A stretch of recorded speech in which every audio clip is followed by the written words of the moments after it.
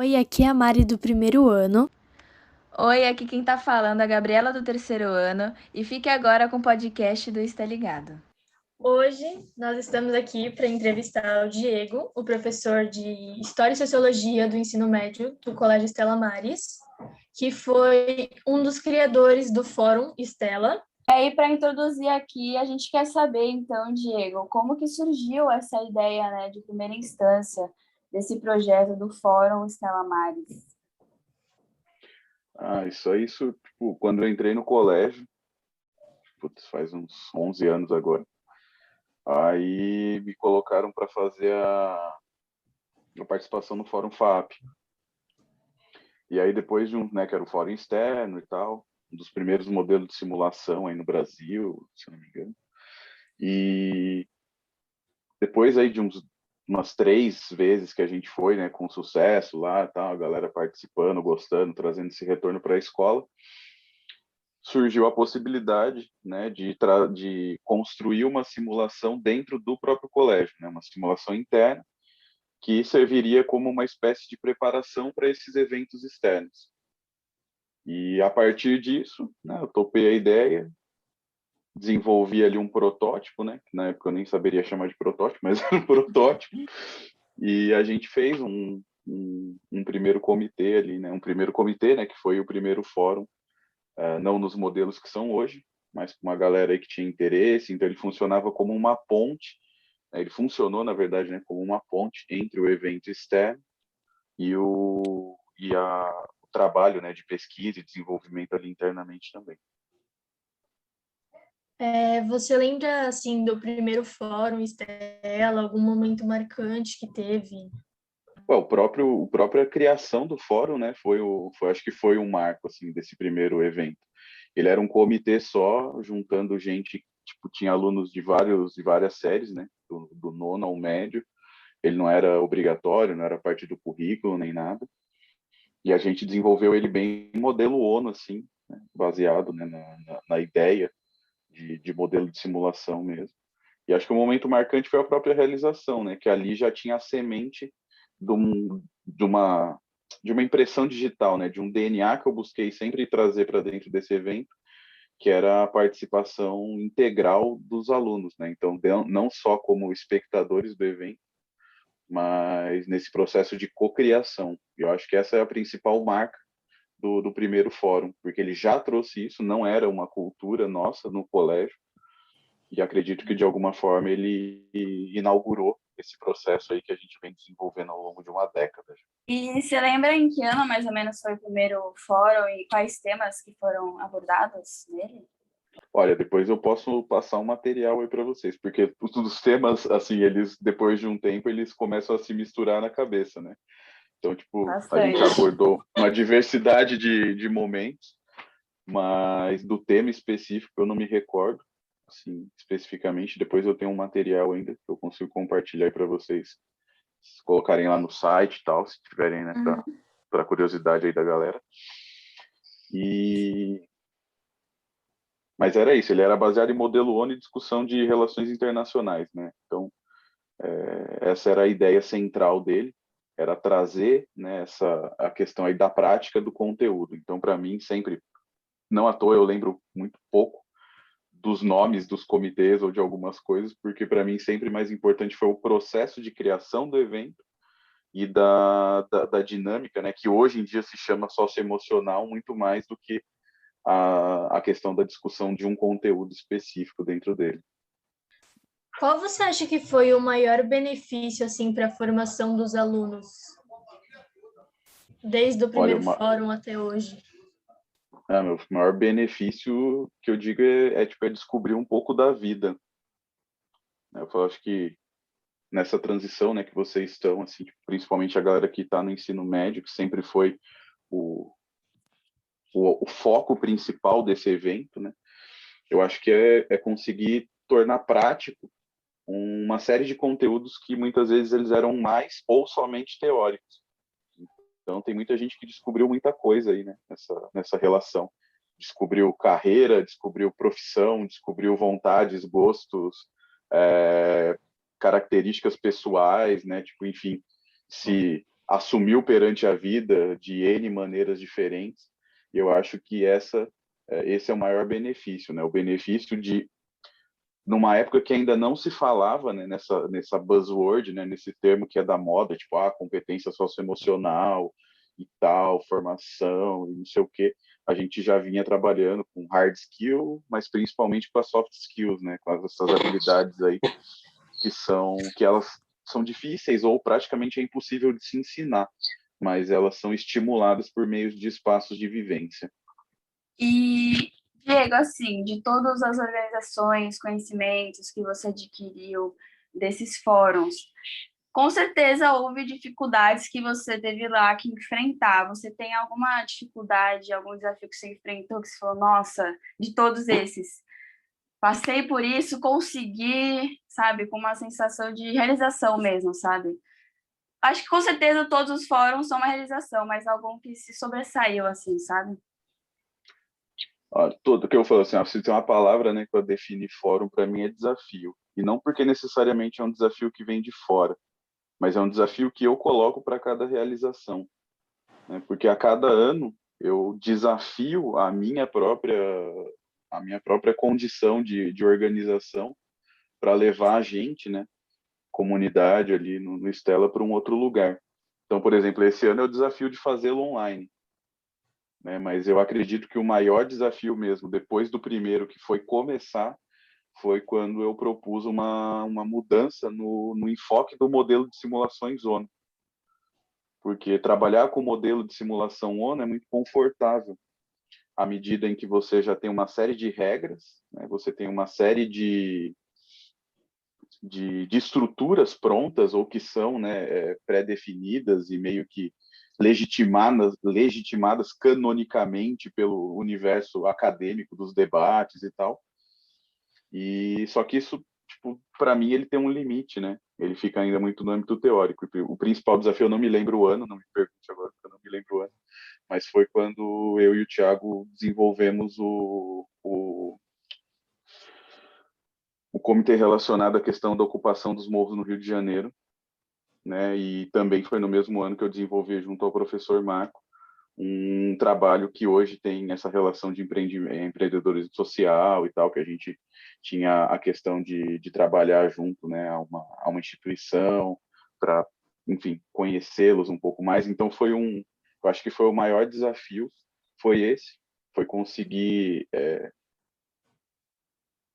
costurar, né, aproximar cada vez mais as discussões desse evento da vida das pessoas, né, e não que ficasse somente em âmbito, tipo ONU, né, Crimeia, tipo lugares assim que são inimagináveis para a realidade da gente, e trabalhar tipo com a praça do lado, sabe, com as pessoas da rua, tipo com uma galera mais próxima para construir essas pontes aí. Seguindo essa linha do que a Gabi perguntou, o que você acha que é a realização de todos esses fóruns até hoje, assim, conseguiu colaborar para a sua formação como educador? Eu acredito que tipo, a trajetória do fórum, assim, quando vocês me perguntam, ela faz parte meio que da minha trajetória como educador. Então, desde o momento ali que eu comecei a entender, né, que eu não só estava professor no sentido de ser uma condição transitória de uma profissão, mas que eu era professor no sentido de existência, né, e de caminhada maior, eu entendo que tudo que eu faço tem essa relação. E o fórum, para mim, ele é a expressão do meu desenvolvimento e, ao mesmo tempo, ele estimula novos desenvolvimentos. Então, todo ano eu trago coisas que eu tenho aprendido, que eu tenho lido, que eu tenho visto, que eu tenho buscado, né, para compartilhar com vocês que estão chegando aí, né, no mundo, vamos dizer assim, né, nascendo para o mundo além das fronteiras do colégio. Então, acho que a minha maior realização, ou uma das minhas maiores realizações como educador em relação ao fórum é essa, né? É conseguir crescer junto com o evento, né? Crescer junto com ele, aprender bastante, né, com todos vocês que passam aí, se dedicam, choram, sofrem, riem, enfim. Eu acho que esse é um momento de celebração que para mim é muito importante, porque a gente, pelo menos, consegue sentir que existe, né, um pouco do que a gente tem de conhecimento na vida cotidiana de vocês. Não fica só aquela coisa de prova, tal, atividade, faça isso, faça aquilo.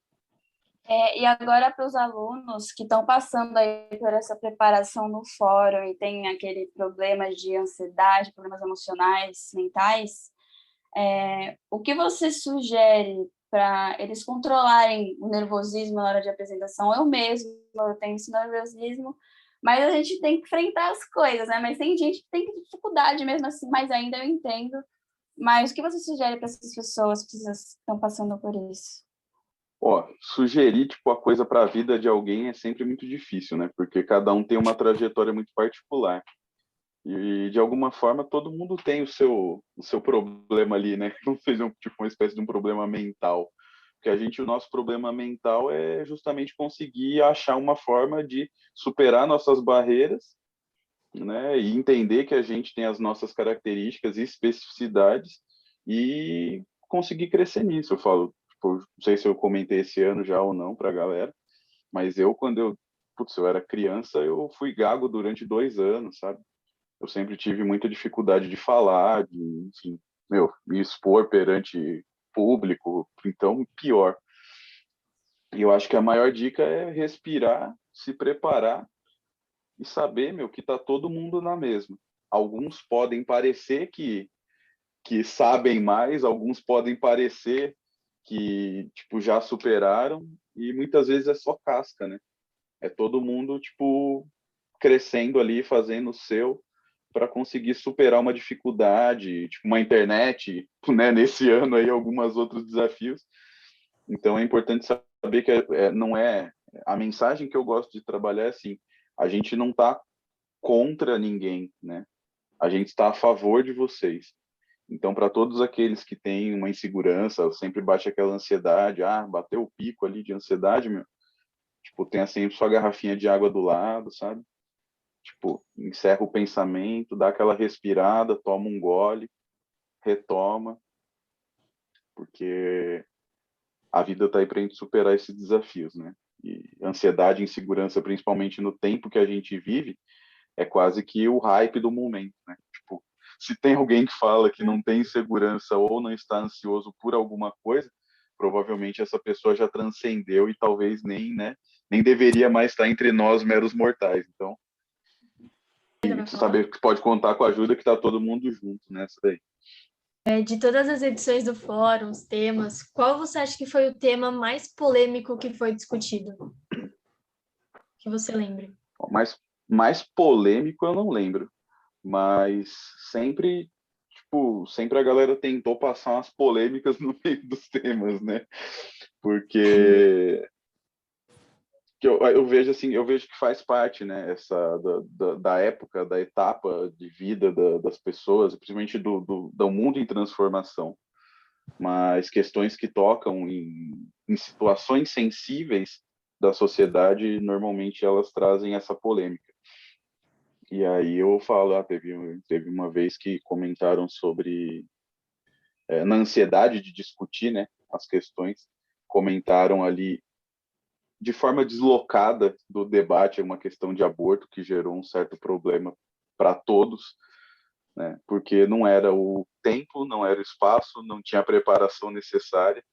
Então, ao mesmo tempo, a gente entende, né, a vontade dos alunos em discutir muita coisa, mas também é importante entender que faz parte de um processo de crescimento, né? A gente conseguir, para discutir algumas coisas, ter um preparo e ter uma multiplicidade de representatividade, né? Desse termo que foi tão popular aí, principalmente depois de Big Brother, né?